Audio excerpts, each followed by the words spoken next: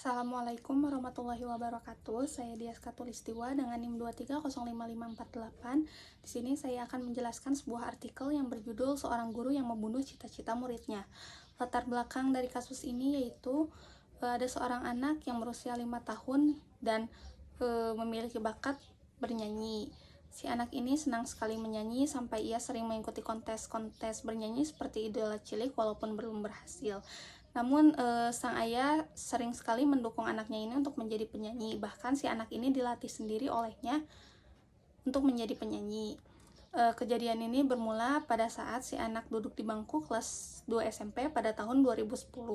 Saat itu, guru di kelasnya bertanya kepada anak-anak mengenai apa cita-cita dari anak-anak.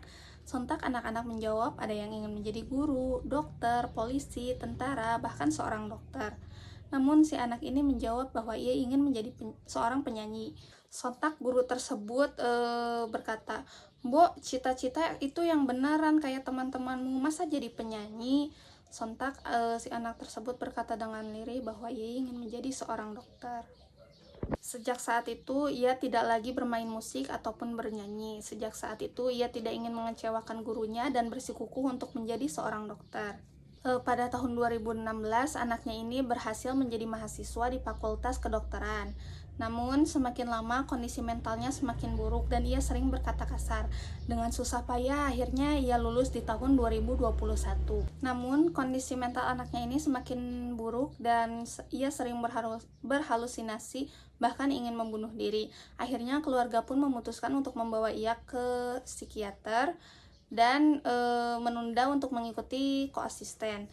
Namun setelah anak ini menjalani perawatan yang sangat panjang, kemampuan daya pikirnya pun mulai melemah dan keluarga pun memutuskan untuk mengundurkan diri anaknya dan tidak mengikuti koas ini. Faktor pemicunya menurut salah satu ahli psikologi yaitu kepribadian seorang anak sangat mempengaruhi diri anak itu, yang dimana kepribadian seorang anak itu ada yang cenderung cuek, ada juga yang cenderung memiliki kepekaan perasaan yang sangat tinggi. Di dalam kasus ini, si anak ini memiliki kepekaan perasaan yang sangat tinggi, yang dimana ketika gurunya bertanya, "Kenapa cita-citamu tidak seperti yang lain, menjadi dokter atau pilot?" Hal tersebut langsung dimasukkan ke hatinya dan si anak itu merasa terbebani.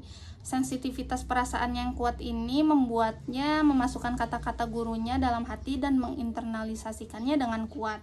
Kemudian dibawa hingga dewasa, padahal hati kecilnya tidak menginginkan hal itu. Namun dalam hal ini orang tua juga sudah sangat open-minded terhadap keputusan anaknya.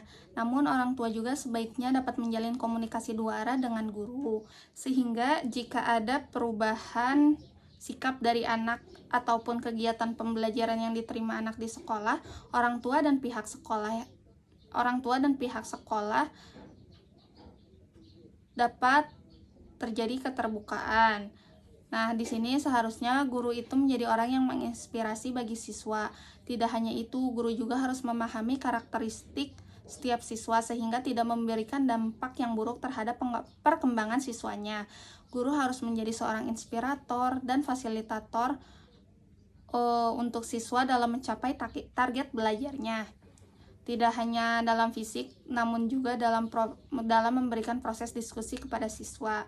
Bukan hanya sekedar pemahaman materi, namun juga timbal balik dari siswa. Alternatif atau solusi yang dapat saya berikan yaitu pentingnya pemahaman seseorang atas dirinya sendiri, eksplorasi dan muhasabah diri. Lalu setiap orang sebaiknya mampu menyelami apa yang diinginkan dan diharapkan tanpa melihat dan menjadikan opini orang lain di atas opini diri kita sendiri. Setiap anak memiliki jalur kesuksesannya masing-masing. Tugas guru dan orang tua adalah memfasilitasi, membimbing, dan mengarahkan agar anak menemukan jalur terbaik saat anak menapaki jalur kesuksesannya.